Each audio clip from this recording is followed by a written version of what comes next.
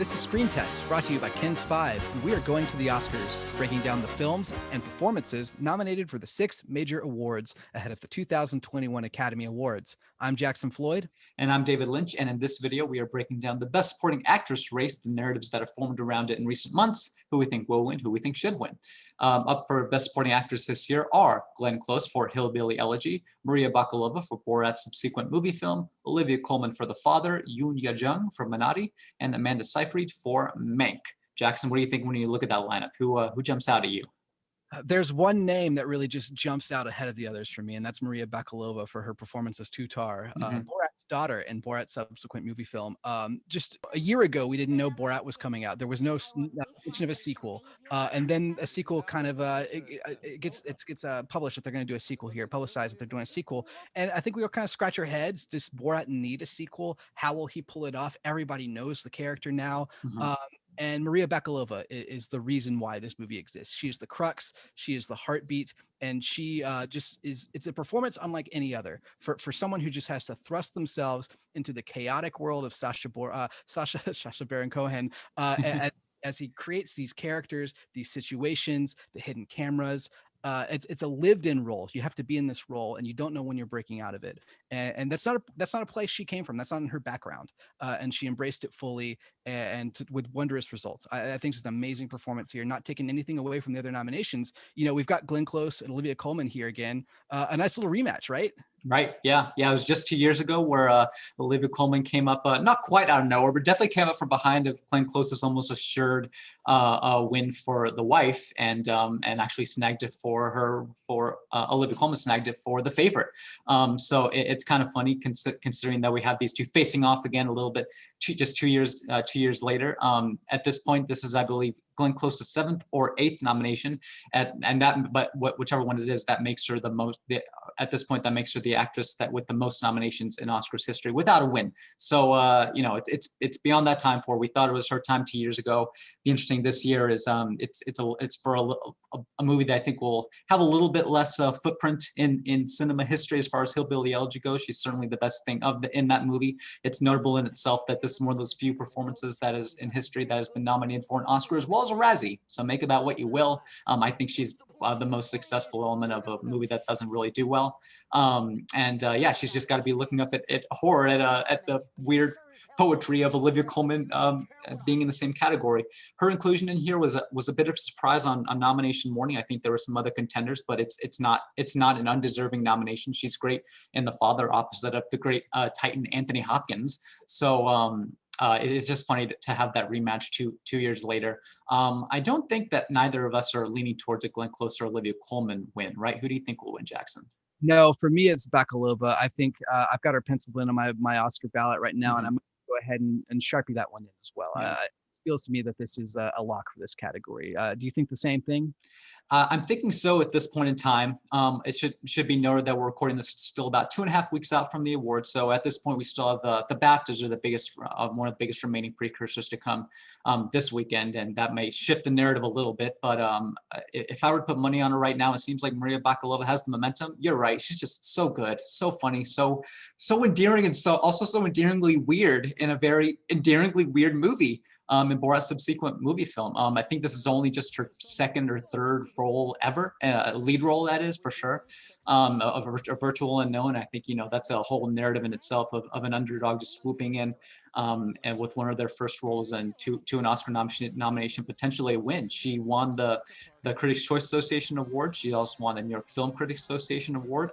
She's probably the front runner in this category. But if we're also talking about who's right up there with her, you can't overlook Youn Yuh-jung, her role in Minari, a very celebrated actress in Korea who's been well renowned and regarded for decades over there.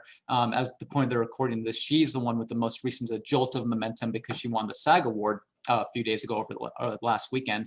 But I think that the Academy will lean a little bit towards the weirder role, the weirder movie with Bakalova, and what has been to kind of, I think, commemorate in a way of what has been a very weird movie year. I think they understand that, in a year where not many major movies came out, and it was hard for some films to capture so much of the conversation for more than 5 minutes. Borat Subsequent Moviefilm held on to the conversation. It demanded conversation leading up to its release, and she was at the center of that. And I think that at this point in time, Oscar will recognize that. It would be fascinating, given that its performance, that it's a common performance, a genre that the Oscars usually leans away from, but it's also one driven very much from improvisation. So it'll be pretty cool if that ends up happening on Oscar night. Do you think Bakalova should win?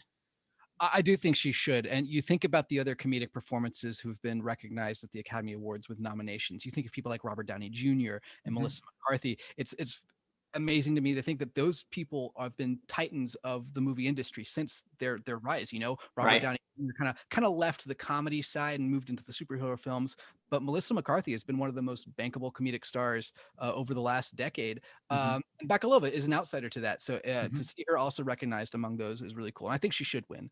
Do you agree? I mean, it seems like you're torn between her and Youn Yuh-jung. I am, and I'm making the prediction that she'll win. That she will win right now. Whether I think she should win, I'm leaning a little bit of a different direction. You know, what out of the films nominated and the performances nominated here for the films they're representing in the Best Supporting Actress race, I think Minari is one of those films that I think personally, and just kind of speaking anecdotally from what I've seen in the online discourse and such, it's one of those movies where you watch it the first time and you realize this is very well directed. It's a very well written movie from Lee Isaac Chung about a Korean immigrant family working to settle their roots in Arkansas. But it's also one of those movies that the full impact of it doesn't really hit you until you reflect on it a little later on down the road. And then if you get around to a second or third viewing, I think you kind of have a recalibrated appreciation for it. At least that was the experience for me. And I think kind of the factor of that movie that most holds that side of that movie up is Youn Yuh-jung's performance as a kind of a subversive performance, is kind of the kooky, crazy, but embracing and warm grandmother role. She's fantastic and so endearing in that movie with everything she does. All her interactions with the young Alan Kim, who once upon a time, not too long ago, was not too crazy of a long shot contender for Best Supporting Actor for his performance in that movie. But everything that she does is so great. I think that all the performances in that movie are so good. I think she rises to the top, and you know, I think that she's the one that kind of sticks with you the most after you watch her. At least she has with me. And at this point in time, I think that she should win for a performance that kind of runs the gamut of emotions a little bit, and what she does and what you kind of expect her to do. And for that, I'm on team Youn Yuh-jung. Now, we talked a little bit about most of the nominees, but we haven't mentioned Amanda Seyfried throughout the podcast up to this point. It speaks more to Mank than her performance. You know, Mank has really just fallen off the cliff. Sure that the nominations here, but we don't really think they're going to be favored for much of these. It's funny to compare that to, well, first of all, compare it back to the Mean Girls cast kids ago. Her, Rachel McAdams, Lindsay Lohan. She's the one who's up here again. I mean, McAdams has been nominated since then, but if she took it home, that'd be quite an interesting comparison between the two. But also just to compare how the storylines for Mank and Borat have gone. The fact that, you know, they both were streaming releases a little earlier on into the Oscar kind of season. But, you know, I think the reason that Bakalova is still spoken about is how, you know, kind of meteoric that performance is. She's a over in this role. So if you're going to put yourself on the outrage meter, if it's not Bakalova, if it's not Youn Yuh-jung, how outraged are you in the results of this category? I'm going to say maybe like a 1 or a 2 out of 5. Not super outraged, just because I think that whoever wins would be kind of a fascinating development. Glenn Close win hypothetically would speak for itself, and that she'd be finally acknowledged. The Bakalova win, potential win we've talked about. Olivia Colman, just the fact that she was relatively unheralded as recently as 4 or 5 years ago. She's been getting roles, but just wasn't a household name. For her to get 2 Oscars in 3 years would be a really fascinating development. Not many people have done that. And then Amanda Seyfried, like you said, it'd just be really great to see her nominated, just considering the arc that her career trajectory has taken. And Youn Yuh-jung, obviously, that's who I have pegged as far as who I'd want to win. But I think no matter who wins, I wouldn't be incredibly outraged. I understand. It's 5 outstanding performances from 5 actresses that we really like. And it's also 5 narratives that make sense. I do think that the Glenn Close narrative makes a lot of sense. This is what the Academy Awards does, right? recognizes just one of the greatest performers years down the road for a lesser work. I mean, this is like you're saying, this is also nominated for a Razzie. That's how cool is, and not one of her. I think you'd put on the Mount Rushmore for Glenn Close there. Right. So I get that, and of course it would be groundbreaking for Bakalova to win, because this is not what Academy Awards does. They don't award comedic roles like this. But David, outrage is a visceral emotion. Sure. So viscerally, I'm putting myself at a 5. When I say burn it down, the TV's off. I'm out. So Your team Bakalova all the way, huh? I've got the shirts in the mail. We're going to be doing all the campaigning we can for her up until then. So, and I think one of the things also you have to consider with Maria Bakalova is that kind of like you mentioned or alluded to, once upon a time it wouldn't have been a shocker if Borat Subsequent Moviefilm was nominated for best picture. It's garnered some momentum. It might have been crazy to think that a year ago, but that's kind of partly development of the weird evolution these narratives can take, and also definitely a reflection of how weird the 2020 movie year was. So I think that when you think also about her being a representative of that interesting project, that unexpected project, that surprising project that I think turned out much better than I think the vast majority of people would have expected it to.